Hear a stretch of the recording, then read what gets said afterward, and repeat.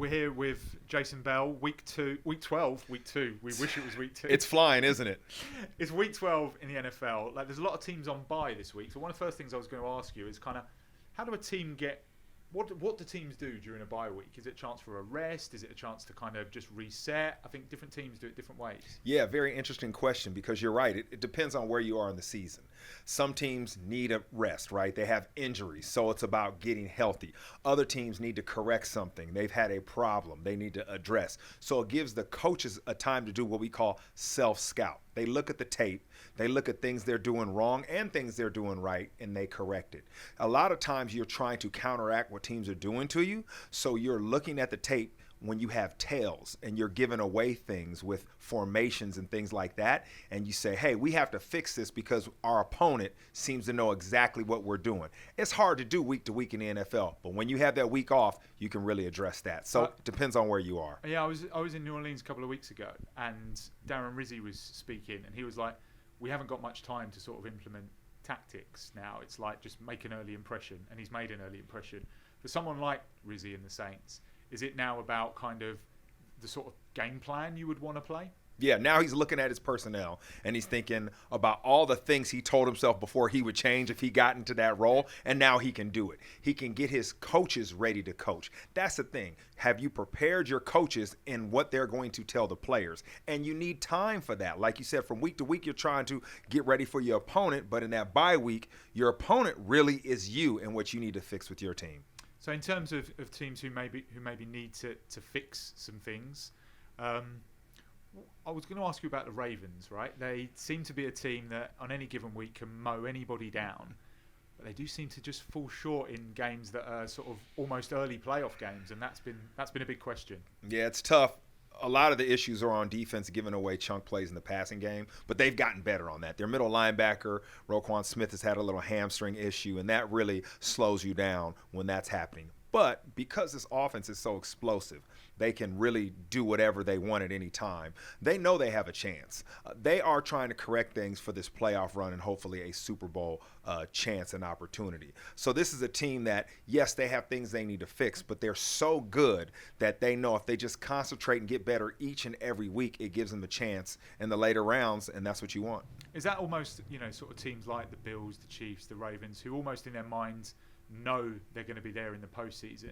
Is that the thing that they can kind of work on now? Because obviously against the Steelers last weekend, that I suppose for many reasons was a big letdown for the Ravens, but they can kind of come away and think, okay, we've still got some serious work to do. Yeah, it's how you respond now. Yeah. Because of off of a loss like that, it's like, okay, this can happen at any moment.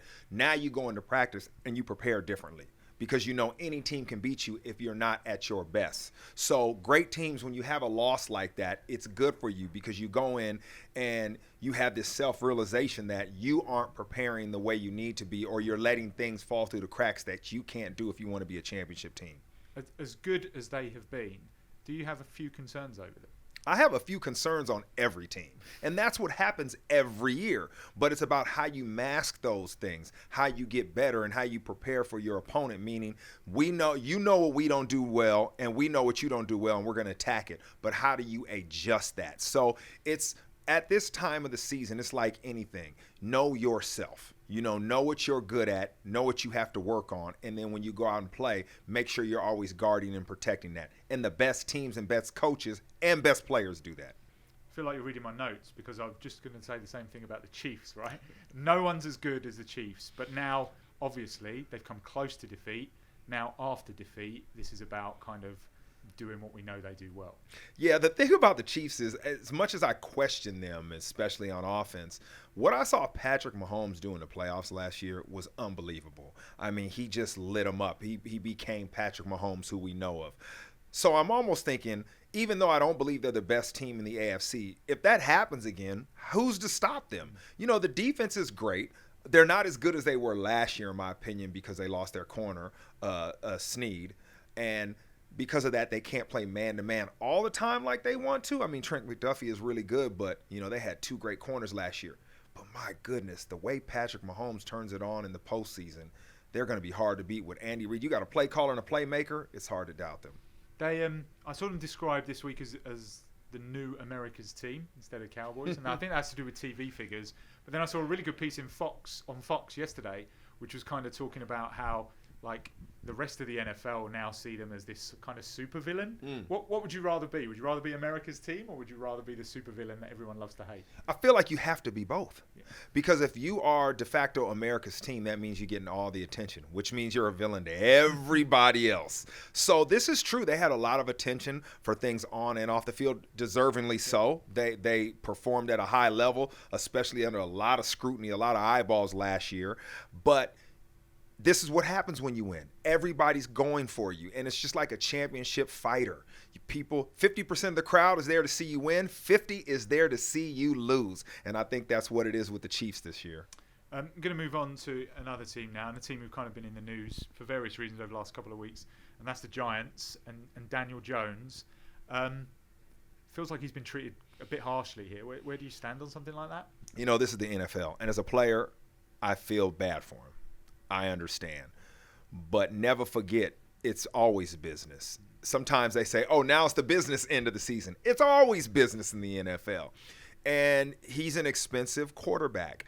And when you pay a quarterback a lot of money, he is there to carry your team. You are not there to carry him. And right now they're showing you and they're telling you they're going to make a decision to move on. So you got to sit him down. Now, I do feel bad for Drew Lock, the backup, because I thought he should get the opportunity to play. But this is another thing. This is an entertainment sport. Never forget it. New York wants to see Tommy DeVito play because of excitement. He's from the area, right? So people are going to watch him and think, I saw that kid play in high school. And that gets people to turn out. That gets your fan base excited about something. And that matters, especially when they haven't been excited about a lot. Sorry, Danny DeVito. They seem to be positioning themselves, maybe looking already towards next season. As a player, it's obviously always the next game, this season, looking out for yourself. But as an organisation, do they kind of have a duty to maybe throw it forward now that they've look like they've made a decision on the quarterback? I think this is why you see the separation of power in a lot of teams, meaning you got the head coach out there coaching the players trying to win games, and you got the front office building the team and thinking about the future. Because you get to a point like this and you are thinking about the future. You are thinking about your next step. You're managing the cap, how much money you have, and your personnel, right? Great coaches are just trying to win the game, as are players. But the personnel decisions made are always about the future. Final question for you this week is a player who I kind of don't think is getting as much of the credit as he maybe deserves, and a team that might not be getting as much of the credit as they deserve, and that's the Arizona Cardinals and Kyler Murray. We know Kyler on his day is brilliant, but he seems to have added a real consistency to his game this year. Where do you stand on them? Hey, that's a good point and good conversation because they came out of nowhere. I'm surprised. One thing I should have been more aware of is when you have a knee injury at any position, it literally takes 2 years. So the fact that he's a year removed from that knee and he's looking like this, I shouldn't be surprised from. I've seen it before with players, and he's moving around like the old Kyler Murray. He's making plays. This offense works. It's showing you that the philosophy of the team is making sense. They're physical in the run game. And overall, they're just taking advantage of a void in the NFC West, right? They're going out there and they're surprising a lot of teams. Kyler Murray is a playmaker. And if he's in a position to do that, that is going to have success. He has weapons on the outside. I mean, his tight end's playing well. His receivers are doing good. And Connor in the running game is a substantial upgrade, the way he's running the ball. So that being said, offense looks good. They look good.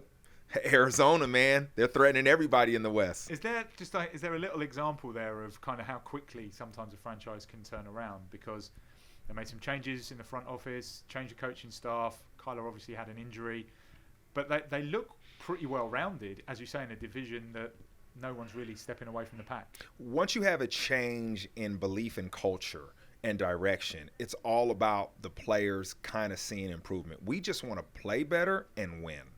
And if we are being coached up and we're improving as individuals, we'll take it. We'll buy in. And then the wins come and start stacking. And that's what you've seen with this staff. Players are playing better and they're winning games. And that's what it's all about. Once that happens, you believe in what everybody's saying. That makes you a good team. Jason, we'll see you again next week. Thank you. All right. Appreciate it. Sorry about that, Danny D.